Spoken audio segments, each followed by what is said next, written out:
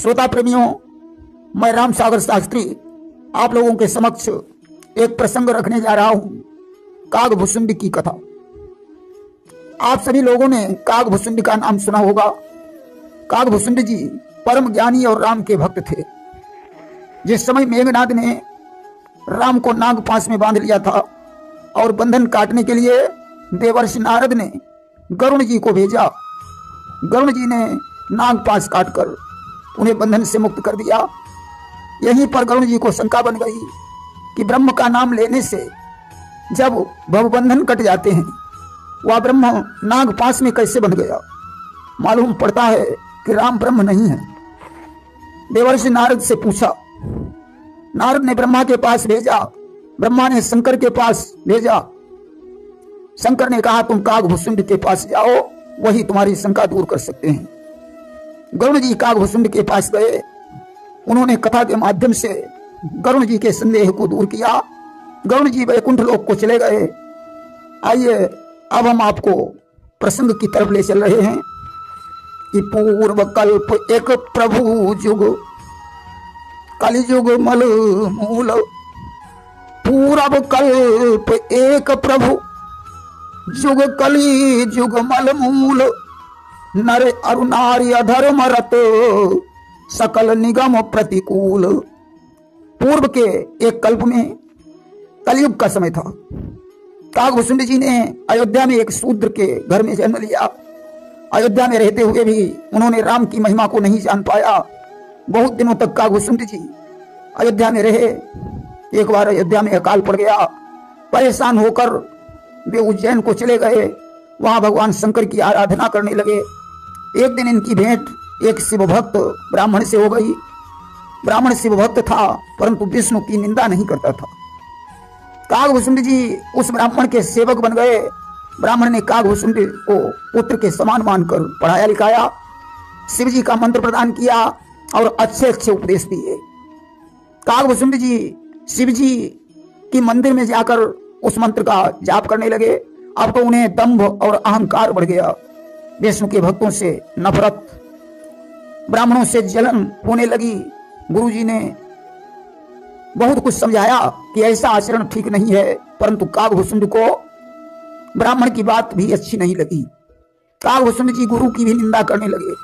सत्य कहा गया है कि जे हिते नीच बड़ाई पावा सो प्रथम ही हति ताहि न सावा।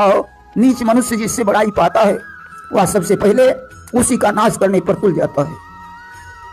इस पर एक सुंदर दृष्टांत है। देखें, एक बार एक महात्मा जी एक कुटी में भगवान का ध्यान कर रहे थे। अचानक भागता हुआ एक चूहा आ गया। उसने कहा महाराज मेरी रक्षा करो, वरना बिल्ली मुझे खा जाएगी। महात्मा ने सोचा इसे बिल्ली से भय लगता है, क्यों नहीं इसे बिल्ली बना दिया जाए। कमंडल से जल दिया, मंत्र पढ़कर चूहे के ऊपर छिड़क दिया, चूहा बिल्ली बन गया। महात्मा ने कहा जाओ बेटा अब निश्चिंत होकर भ्रमण करो। एक दिन की बात है, बिल्ली को कुत्ते ने रपटाया। महात्मा जी ने उसे कुत्ता बना दिया। कुत्ता बनकर घूम रहा था तो एक शेर ने उसका पीछा किया। महात्मा जी ने उसे शेर बना दिया। ज्यों ही शेर बना, अब तो वो महात्मा जी को ही खाने के लिए झपटा। महात्मा जी ने कहा अरे नीच, जिसने तुझे शेर बनाया है तुम उसी को खाना चाहता है। कमंडल से चल लिया, मंत्र पढ़कर छिड़क दिया। बोले पुनर्मुस्को भव, जा तू फिर से चूहा हो जा। धुआं आग से पैदा होता है और आग को ही बुझा देता है। सजनों, जब अहंकार अधिक बढ़ जाता है तो उसका विनाश क्षण मात्र में हो जाता है। एक दिन की बात है कि एक बार हर मंदिर जपत रहे शिव नाम। गुरु आए अभिमान बस उठ नहीं की न प्रणाम। कागभुसुंडी जी शिव के मंदिर में मंत्र जाप कर रहे थे। गुरु जी आ गए, परंतु घमंड के कारण कागभुसुंडी ने उन्हें प्रणाम नहीं किया।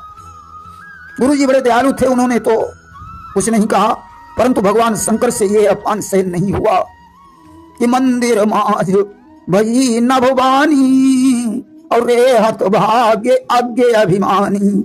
मंदिर में आकाशवाणी हुई, अरे मूर्ख, तूने अपने गुरु का अपमान किया कि बैठ रहे सी अजगर इब पापी और सर्प होई खलमल अति व्यापी। तू अजगर की तरह बैठा रहा, गुरु का उठकर सम्मान नहीं किया, इसलिए मैं तुझे श्राप देता हूं, तू अजगर हो जा। आकाशवाणी सुनकर कागभूषुंड का शरीर कांपने लगा। गुरुजी को कागभूषुंड के ऊपर दया आ गई। उन्होंने भगवान शंकर की स्तुति की। विनती सुनकर आकाशवाणी हुई, हे विप्र वरदान मांग लो।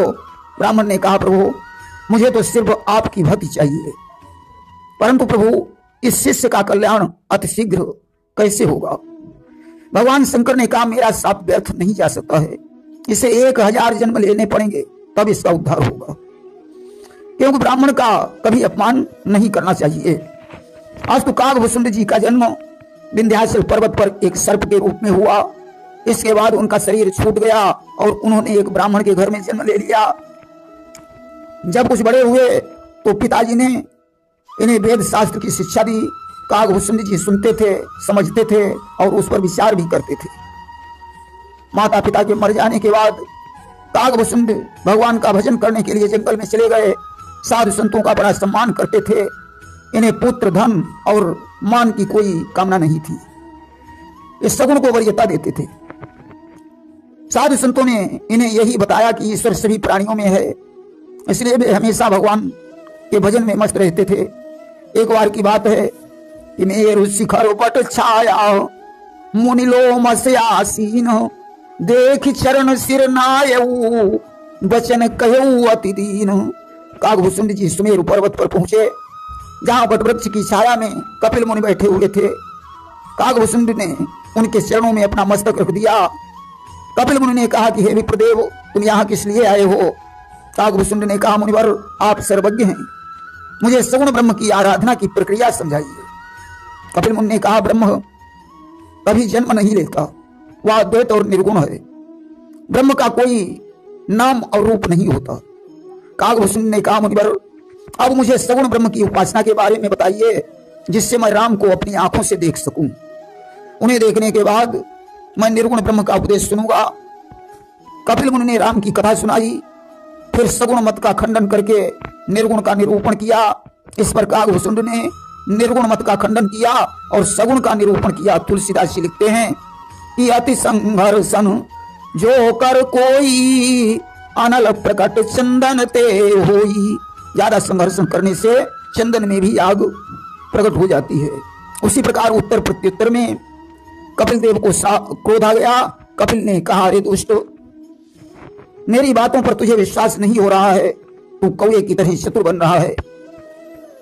कि सठ सुपक्ष तब हृदय विशाला, सपदी हो पक्षी चंडाला। तेरे हृदय में अपने पक्ष का बड़ा भारी हट है, जा तू चंडाल पक्षी कौआ हो जा। कागभूषुंड कौआ बन गए। कपिल जी के चरणों में शीश नवाया और श्री राम जी का स्मरण करके उड़ गए। देखिए, श्राप में कपिल जी का कोई दोष नहीं है, इसके कर्ता धर्ता खुद भगवान है। श्राप देने के बाद में कपिल देव को पश्चाताप हुआ। उन्होंने उस कौए को प्रेम पूर्वक बुलाया और राम का मंत्र प्रदान किया। काफी दिनों तक कौआ वहां रहा। कपिल जी रामचरितमानस सुनाते थे। संपूर्ण कथा सुनाने के बाद कपिल मुनि ने कहा, हे वत्स, ये रामचरितमानस मैंने भगवान शंकर की कृपा से प्राप्त किया है। कपिल जी ने उसे इच्छा मृत्यु का वरदान दिया और कहा, तुम्हारा मन हमेशा राम के चरणों में लगा रहेगा। उस समय आकाशवाणी हुई कि यह कौआ मन कर्म वचन से मेरा भक्त है। आकाशवाणी सुनकर कागभूषुंड बड़े प्रसन्न हुए। कपिल देव को प्रणाम करके अपने आश्रम को लौट आए। उस आश्रम में रहते हुए उन्हें 27 कल्प बीत गए।